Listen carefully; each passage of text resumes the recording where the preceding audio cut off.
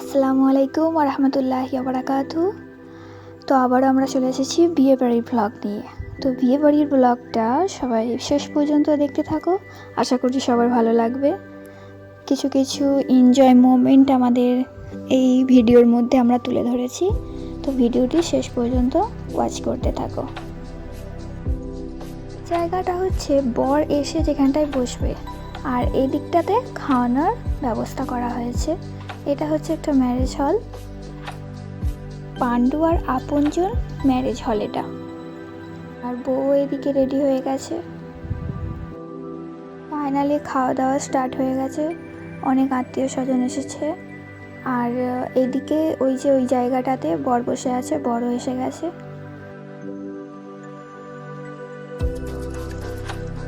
ডেকোরেশনগুলো খুব সুন্দর করেছিল, ফ্লাওয়ার দিয়ে খুবই সুন্দর লাগছিল।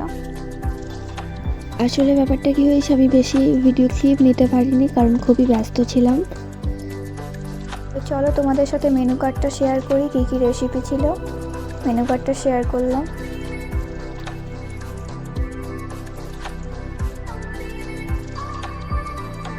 প্রথমেই এই যে নান আর চানা মশলা এসে গিয়েছিল। আমাদের খাওয়া দাওয়া শেষ হয়ে গেছে, তারপর ভিডিও করার কথা মনে পড়েছে, তাই খাওয়ার পরে ভিডিওটা এখন দেখাচ্ছি।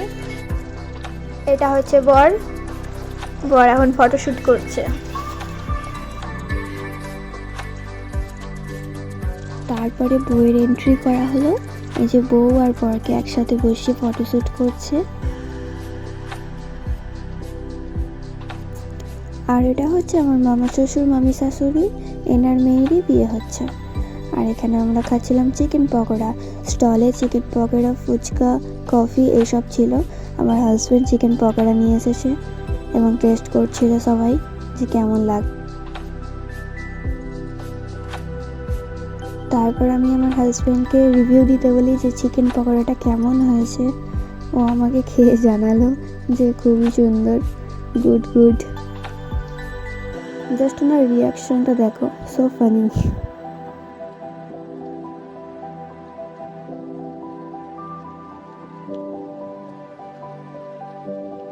তারপর আমি একটা টেস্ট করব বলে একটা ছোট পিস খুঁজছিলাম।